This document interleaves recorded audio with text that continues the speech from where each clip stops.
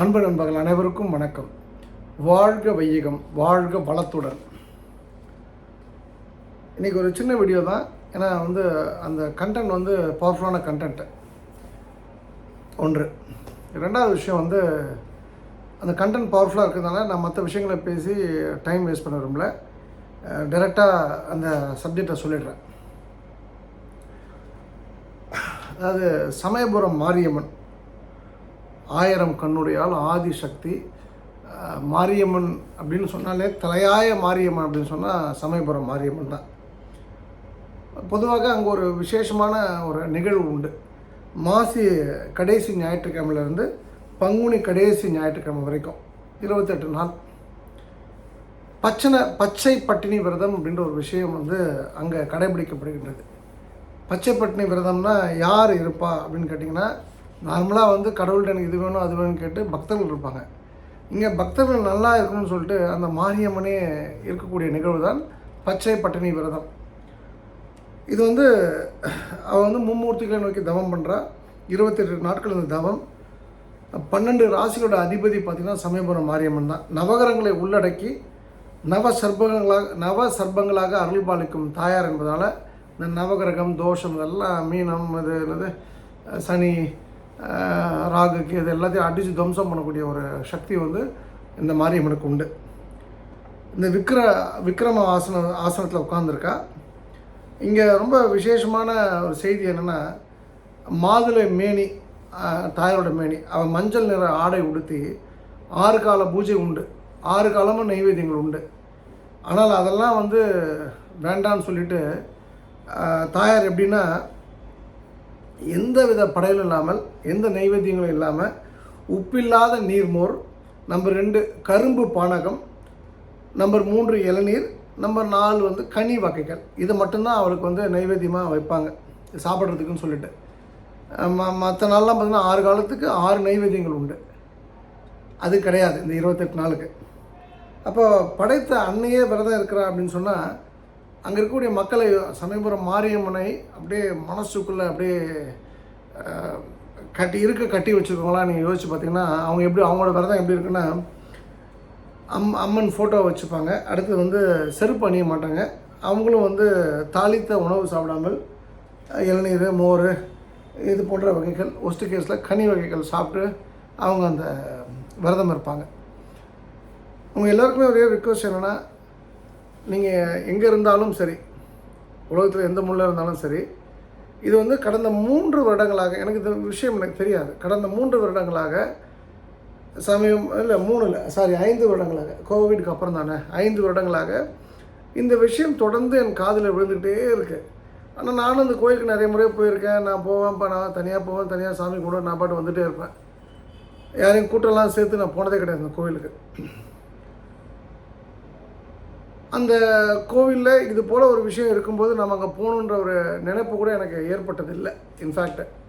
ஆனால் இந்த முறை ரொம்ப அழுத்தம் திருத்தமாக சில சகுன நிமித்தங்கள், சகுனம்னா அந்த ஜோதிடர்கள் சொல்லக்கூடிய சகுனங்களில் எனக்குன்னு ஒரு ஃபார்முலா வச்சுருக்கேன். இந்த விஷயத்தை நான் சொல்லணுன்றது ஒரு நியதி. அதனால் நான் உங்களுக்கு சொல்ல வேண்டிய நிர்பந்தத்தில், சொல்ல வேண்டிய அழுத்தத்தில் அப்படின்லாம் நான் சொல்லாமல் ஆனந்தத்தில் நான் சொல்கின்றேன். இது சொல்லி ஆகணும், சொன்னால் மக்களுக்கு நல்லதுன்றதுனால அதை நான் சொல்கிறேன். மேபி மாரியம்மன், அந்த சமயபுரம் மாரியம்மனை தூக்கி வச்சு கொண்டாடுறவங்களுக்கு இது ஒரு எட்டானதர் நியூஸ். இந்த கோயிலுக்கு நான் போயிருக்கேன் டூரிஸ்ட்டாக. ஆனால் எனக்கு இந்த விஷயம் தெரியாதுன்னு நினைக்கிறவங்க ஒரு 98% மக்கள் இருப்பாங்க அந்த கோயிலுக்கு போன வகையில். 2% மக்கள் தான் தெரிஞ்சு கொண்டாடுவாங்க, மிச்சம் 98% மக்களுக்கு தெரியாது. என்னோடய ரிக்வெஸ்ட் என்னென்னா, எங்கேயோ போகிறோம், என்னென்ன விஷயத்துக்கோ அவர் சொன்னார் இவர் சொன்னார்னு சொல்லிட்டு, இந்த காலகட்டத்தில் இந்த பங்குனி கடைசி ஞாயிறு வருவதற்கு முன் இன்னொரு 20 நாள் சாலிடாக இருக்குது, நமக்கு 25 நாள் இருக்குது. நீங்கள் ஏதாவது ஒரு நாள் அந்த தாயாரை போய் தரிசனம் பண்ணிவிடுங்க. என்னால் குடும்பத்தோடு போகிறதுக்கு பணம் இல்லை, வசதி இல்லைன்னா தனியாவது போங்க, இல்லை கடன் வாங்கிட்டாவது பிள்ளைங்களை கூப்பிட்டு போங்க. ஏன்னா இது சொல்லும்போது நான் ஒரு நெஞ்சம் நிமிர்த்தி ஒரு மானசீகமாக கசிந்துருகி நான் அந்த விஷயத்த சொல்கிறேன். இதில் போகிறவங்களுக்கு நிச்சயமாக மாற்றம் ஏற்படும். எந்த பரிகாரம் அந்த பஜனைலாம் கிடையாது. தாயார் நீங்கள், நடுவில் எந்த இடைத்தரலும் கிடையாது. No brokers. நீங்கள் போய் அந்த அர்ச்சகர்கிட்ட கொடுக்கணும், பணம் கொடுக்கணும், அவனை அர்ச்சனை பண்ணி கொடுப்பான், அதெல்லாம் வேண்டாம். தேங்காய் உடைச்சா தான் சாமி நல்லது பண்ணால், அப்போ தேங்காய் உடைக்க வசதி இல்லாதவங்களுக்கு சாமி கிடையாதுன்றதான் கேள்வி. நீங்கள் ஸ்பெஷல் தரிசனம் போகணும் அதெல்லாம் சொல்ல, அந்த தாயார் இருக்கக்கூடிய மண்ணை மிதிச்சிருங்க, இந்த தாயாரை பார்த்துருங்க, அவ்வளோதான். இது என்னுடைய ரிக்வெஸ்ட், என்னுடைய ஆர்டர்னு வச்சுக்கலாம். நீங்கள் வந்து ஒரு 1000 பேர் 2000 பேர் என் பேச்சை கேட்குறீங்க இந்த பூமியில் அப்படின்னா, இந்த 2000 பேரும் நான் அங்கே போகணுன்னு ஆசைப்பட்றேன். அது என்னை பொறுத்த வரைக்கும் நான் பார்க்குறது வந்து, இன்றைக்கி ஒரு வெள்ளிக்கிழமை இந்த விஷயத்தை பேச வேண்டிய ஒரு வாய்ப்பு கிடச்சிது. செவ்வாய் பொதுவாகவே சிறப்பு தாயாருக்கு, சமயபுரம் மாரியம்மனுக்கு செவ்வாய் ரொம்ப ரொம்ப விசேஷம். ஏன் இதுக்குன்றதெல்லாம் நான் சொல்கிறதுக்கு நான் தயாராக இல்லை. You just follow my word, அவ்வளோதான். வாய்ப்பு இருப்பவர்கள் இந்த ஒரு நல்ல நாளில், இந்த நல்ல நாட்களில், வருகின்ற நல்ல நாட்களில், ஏதோ நல்ல நாள்னால் இந்த சுப முகூர்த்தம் அதெல்லாம் நான் சொல்லலை. நீங்கள் போகிற நாள் நல்ல நாள், உங்களுக்கு தோதுப்படுற நாளில் போய் அந்த தாயாரை பார்த்துருங்க. 1. 2வது, ஏன் பார்க்கணுன்னு சொல்லிங்கன்னா, இது ஏதோ ஒரு காரணத்துக்காக தானே ஏற்படுத்தப்பட்டிருக்கு.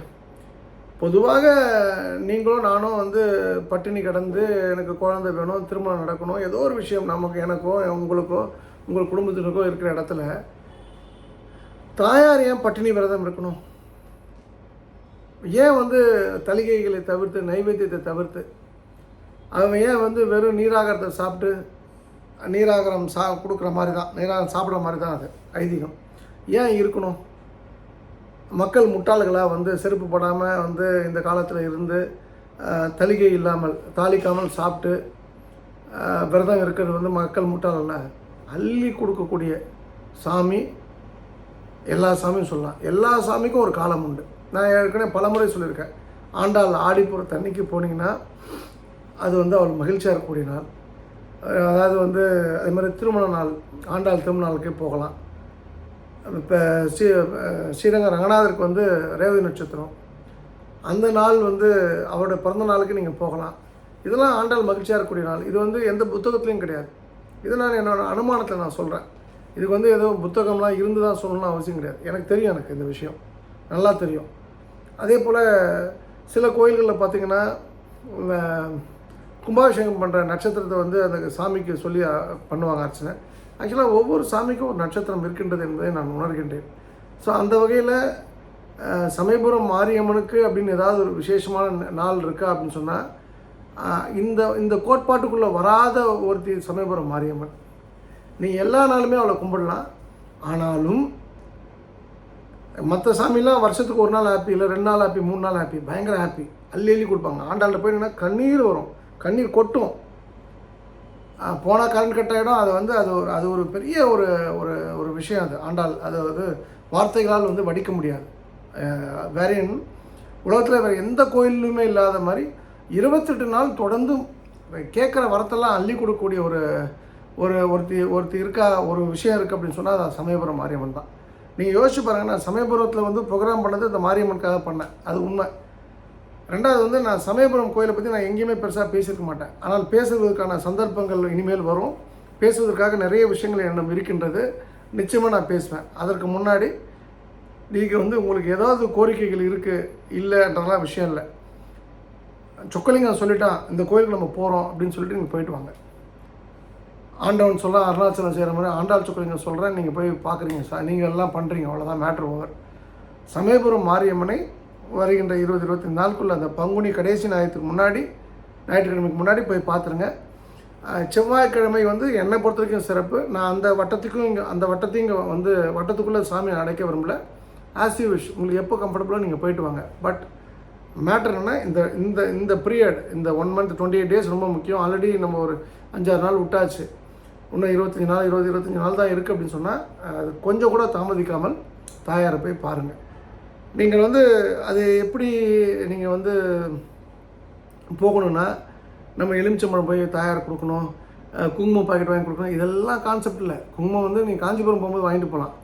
இங்கே வந்து அதெல்லாம் கான்செப்ட் இல்லை. நீங்கள் தாயார் இருக்கிற அருள் பாலிக்கிற இடத்துல அது முகத்தை பாருங்கள். அந்த மாதுளம் பூநிறத்தாலை மஞ்சள் ஆடையோடு நீங்கள் பார்க்கும்போது அது மஞ்சள்னாலே செழிப்பு. அது வந்து எனக்கு குருகிரெலாம் சொல்ல, எனக்கு அதெல்லாம் உடன்பாடில்லை. மஞ்சள்னாலே செழிப்பு. நடக்கும், திருமணமாக நடக்கும், குழந்தையாக கிடைக்கும், பணமாக வரும், மகிழ்ச்சியாக நிச்சயமாக உங்கள் கூட நிரந்தரமாக தங்கும் இப்படின்னு அடுக்கிக் கொண்டே போகலாம்.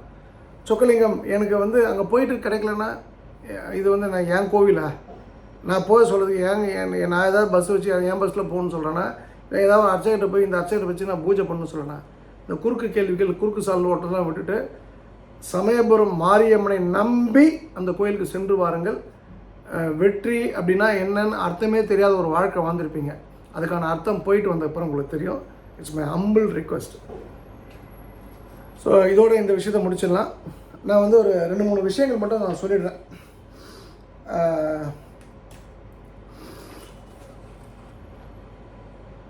நான் நேற்று முந்தானத்து வீடியோலாம் சொல்லும்போது ஒரு முக்கியமான விஷயத்தை நான் சொன்னேன். என்னுடைய வாழ்க்கையில் என்னுடைய டர்ன் அரவுண்ட் பாயிண்ட்ஸு என்னை சேஞ்ச் பண்ண விஷயங்கள் அப்படின்னு சொல்லும்போது சில விஷயங்கள் சொன்னோம். மேலும் நிறைய விஷயங்களுக்கு நம்ம பார்த்துக்கலாம். அதில் முக்கியமான விஷயம் என்னென்னா, நீங்கள் டே டு டே லைஃப்பில் நீங்கள் நிறைய பேரை பார்க்கலாம். இப்போ எல்லாருமே வந்து அந்த கியர் வண்டி ஓட்டுறதோட, ஏதாவது கியர் போட்டு இந்த காலில் கியரை போட்டு அப்படி ஓட்டுறத விட இந்த பெண்கள் ஓட்டக்கூடிய இந்த ஸ்கூட்டி, ஹோண்டா இந்த மாதிரி பைக், ஏன்னா அது கியர் உண்டு, அது மேனுவல் கியர் இல்லை, ஆட்டோமேட்டிக் கியர், அதுதான் கரெக்டான வார்த்தை. அந்த ஆட்டோமேட்டிக் கியர் வண்டியை ஓட்டுருவாங்க. நீங்கள் ஓட்டும்போது அந்த வண்டியை நீங்கள் கவனிச்சிங்கன்னா, அந்த வண்டியை நிறுத்தும் போது அந்த வண்டிக்கு வந்து சைட் ஸ்டாண்ட் உண்டு, சென்டர் ஸ்டாண்ட் உண்டு.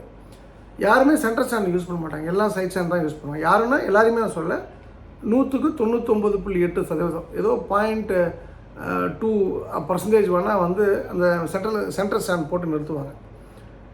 நீங்கள் என்ன கவனிக்கணும், என்ன உங்களுக்கு செய்தின்னா, இது போல் இந்த சென்டர் ஸ்டாண்டு போட்டு நிறுத்துகிறாங்க, சைட் ஸ்டாண்ட் போட்டு நிறுத்துகிறாங்க, அவங்களோட குவாலிட்டி பார்த்திங்கன்னா 2 விஷயங்கள் நம்ம புரிஞ்சுக்கலாம். ஒன்று, சைட் ஸ்டாண்ட் போடுறது வந்து தன்னோட உடம்புல உடல் வாகு, அதாவது அந்த வலிமை இருக்காது, அதனால் அவங்களால சென்ட்ரல் ஸ்டாண்ட் போட முடியாது. அக்செப்டட். அதாவது நோய்வாய்ப்பட்டிருக்கலாம், ஹெல்த் வைஸ் அவங்க பெட்டராக இல்லாமல் இருக்கலாம், ஊனமாக இருக்கலாம், அவங்களால வந்து வண்டி இழுத்து சென்டர் ஸ்டாண்ட் போட முடியாது. மற்றவெல்லாம் வந்து என்ன கொள்ளக்காத்து கொண்டு போச்சு, எல்லாம் நல்லா தானே இருக்கான். அப்போ அவன் வந்து சைட் ஸ்டாண்ட் யூஸ் பண்ணுறான் அப்படின்னா, சென்டர் ஸ்டாண்ட் யூஸ் பண்ணல அப்படின்னு சொன்னால், அவன் வந்து வாழ்க்கையில் நாம் வந்து கொஞ்சம் அது போன்ற ஆட்களை நீங்கள் பார்த்துட்டீங்க அப்படின்னா கொஞ்சம் டேரெக்டாக தள்ளி வச்சிடலாம். அவங்களாம் ஒமிட் பண்ணிவிட்டு நீங்கள் போயிட்டே இருக்கலாம். யூஸ்லெஸ் பகஸ், அதாவது வந்து என்ன சொல்கிறது, திறக்க முடியாத அலிபாபா குகையால் யாருக்காவது ஏதாவது போஜனம் இருக்கா? அதுபோல் அவனால் இந்த பூமிக்கு எந்த போஜனமும் கிடையாது. அவன் கூட நீங்கள் நட்பு பாராட்டுறீங்க, அவனோ அவளோ, ஏன்னா பெண்களும் வண்டி ஓட்டுறாங்க, அவனோ அவளோ யாரோ வந்து வண்டி ஓட்டக்கூடிய ஆட்கள், நான் சொன்ன அந்த கட்டமைப்புக்குள்ளே வராத ஆட்கள், அதாவது வந்து நல்லா ஸ்ட்ராங்காக இருக்கிறாங்க, அவனுக்கு ஒரு மண்ணாடிங்கிற நல்ல பன்னிக்குட்டி பருவம் வந்து நல்லா ஜம்முன்னு இருக்க மாதிரி ஆள் ஜம்முன்னு இருக்கான். சோம்பேறித்தனம் அப்படின்ற ஒரு விஷயத்தால் தான் அவன் வந்து சைட் ஸ்டாண்ட் போடுறான்னா, அந்த சோம்பேறித்தனம் உங்களையும் தொற்றிக்கொள்ளும், போஸ்ட்போன் பண்ணக்கூடிய விஷயங்களை கொண்டு வந்து கொடுத்துரும். அதனால் தயவு செய்து இது போன்ற ஆட்களுக்கு கூட நீங்கள் பழகாதீர்கள் என்பது எனக்கு தாழ்மையான கருத்து. அவங்கள மாற்ற முடியாது, மாற்றுவது சிரமம். ஒரு கால் வந்து இது நீங்கள் சொல்லி மாற்ற முடியாது, அவனாக மாற்றிட்டான். ஓகே, இது தப்பு, சொக்கலிங்கம் சொல்லியிருக்கான், நம்ம இந்த தப்பை பண்ணிகிட்ருக்கோம் அப்படின்னு அவனே மாற்றிக்கிட்டாங்கன்னா ஒரு மேபி ஒரு 96 நாள் கழிச்சு அவன் சேஃபான ஆளாக மாறலாம். ஆனால் நீங்கள் சொல்லி நான் என்ன பண்ணுறது, நீ என்ன சொல்லி இதெல்லாம் கணக்கில் வராது அப்படின்னு சொல்லி அவன் போகிறான் அப்படின்னா, அவன் வந்து ஒரு ஜங்கிளில் இருக்க வேண்டிய ஜந்து அப்படின்றத புரிந்து கொள்ளுங்கள். ரெண்டாவது வந்து இந்த மொபைல் சார்ஜர் யாரெல்லாம் இலவசம் கேட்குறாங்களோ அவங்க கூட பழகாதீங்க. மொபைல் சார்ஜர் எதுக்காக மொபைலை சார்ஜ் பண்ணும்? மொபைல் கையில் வச்சுருக்கல, உன் மொபைலுக்கு ஒரு சார்ஜர் வந்து நீ எடுத்துகிட்டு வர முடியல அப்படின்னு சொன்னால், நீ என்ன எந்த ப்ராக்கெட்டுக்குள்ளே உங்களை சேர்க்குறது? நிறைய பேர் கேட்பாங்க. நான் என்னோடது வந்து சாம்சங் S24 Ultra, அது வந்து ஒரு இம்போர்ட்டோட சார்ஜர், அது ஒரிஜினல் சார்ஜர். அது நான் யாருக்கும் கொடுக்க மாட்டேன். அது என்ன மாதிரி நீங்களும் இருங்க. நீங்கள் வந்து ஃபோன் எடுத்து வைக்கிறீங்க அப்படின்னா, எங்கேயோ வெளில போகிறீங்க, எங்கேயோ டூர் போகிறீங்க, எங்கேயோ வந்து அலுவலக வேலையாக போகிறீங்க, அலுவலகத்துக்கு போகிறீங்கன்னா ஃபோன் எடுக்கணுன்னா சார்ஜரை எடுத்து வைங்க, அதுக்கு ஒரு பேக் போட்டு வச்சுங்க, மறக்காது. இது ஏன் இந்த விஷயத்த சொல்கிறேன்னா, நிறைய இடங்களில் நிறைய பேர் வந்து அந்த சார்ஜ் போடுறதுக்கு சார்ஜரை எடுத்துகிட்டு வர மறந்துட்டு இலவசம் கேட்பாங்க. அப்போ நம்பாலும் கொடுப்பான். இவன் வந்து இரும்பு கோட்டை முரட்டு சிங்கமாக இருந்தால் கூட முந்திரி கோட்டை முரட்டு சிங்கமாக மாறுவான். யாருன்னா அந்த இலவசமாக கொடுத்தவன். இவன் தான் அந்த பெனிஃபிட் ஃபண்டில் பணத்தை போடுறது, நம்ம இப்போ இந்த லேண்ட்லாம் ஏமாத்துனாங்களே, ஒரு மதுரை பேஸ்ட் கம்பெனி, எனக்கு தெரிஞ்ச நிறைய பேர் 20 கோடி 30 கோடி விட்டுருக்காங்க. நியூ மேக்ஸ் இது போல் கம்பெனியில் பணத்தை போட்டு 100 ரூபா போட்டால் 1000 ரூபா வரும், 1000 ரூபா போட்டால் 5 கோடி வரும், 5 கோடி போட்டால் 500 கோடி வரும்னு சொன்னாங்கன்னா அதை நம்பி ஒருத்தன் போடுறான்னு பார்த்தீங்களா, அவன்லாம் இந்த கேட்டகரியில் வருவான். இந்த இலவசமாக இந்த ஓசி சார்ஜர் வாங்கக்கூடிய ஆட்கள் தான். ஸோ அவங்க கூட பழகினா நீங்களும் அவங்களுடைய குணாதிசயம் உங்களை வந்து பற்றி என் காதல் என்னவென்று சொல்லன்ற மாதிரி, எங்கே நான் சொன்னால் அவன் சோகமாயிடுன்ற மாதிரி அவன் பிரச்சனை நமக்கு வந்து நாமும் வந்து நடுத்தருக்கு தான் போவோம் என்பதை புரிந்து கொள்ளுங்கள். 3வது விஷயம் வந்து ஒரு சின்ன விஷயம். நிறைய நண்பர்கள் நான் பார்த்துருக்கேன், நிறைய பேர் வீட்டுக்கு நான் போனதுனால அந்த அனுபவத்தை சொல்கிறேன். கேட் போட்டிருக்கோம், 2 வீலரில் வருவாங்க. அவன் 2 வீலர் விட்டு இறங்கி அந்த கேட்டை திறக்க மாட்டான். 2 வீலரில் உட்காந்த மாதிரியே கேட்டை திறந்து அப்படியே கொஞ்சம் சாஞ்சு ஒரு வலது காலிலையோ இடது காலிலையோ அந்த கேட்டை தள்ளி விடுவான். மறுபடியும் வண்டி நிறுத்ததுக்கப்புறம் இறங்கி வந்து கேட்டை மூடுவான். இவன் ஆபத்தானவன். இந்த காலால் எட்டி உதைக்கிறது வந்து அது மனிதர்லேயும் கூடாது, நாய்களையும் அதாவது பிராணிகளையும் கூடாது. அது வந்து அக்ரிணை பொருட்கள் இருந்தாலும் அதை வந்து காலில் எட்டி உதைக்கிறது வந்து டெட்லி பேட் ஹேபிட். அது வந்து ஒத்துக்கொள்ள முடியாது, நாட் அக்செப்டபிள். இப்படி இருக்கவன் என்ன அப்படின்னு சொன்னால், இப்படி இருக்கிறவன் பார்த்திங்கன்னா வெட்டி நியாயம் பேசுவான், தனக்கு தான் எல்லாம் தெரியும்னு நினைப்பான், எவனையும் வந்து பேச விட மாட்டான், அக்செப்ட் பண்ணிப்பான். அதாவது வந்து அக்செப்டபிலிட்டியே இருக்காது, ஒத்துக்கொள்கின்ற மனப்பான்மை அவனுக்கு வராது. இதெல்லாம் அந்த குணாதிசயங்கள்.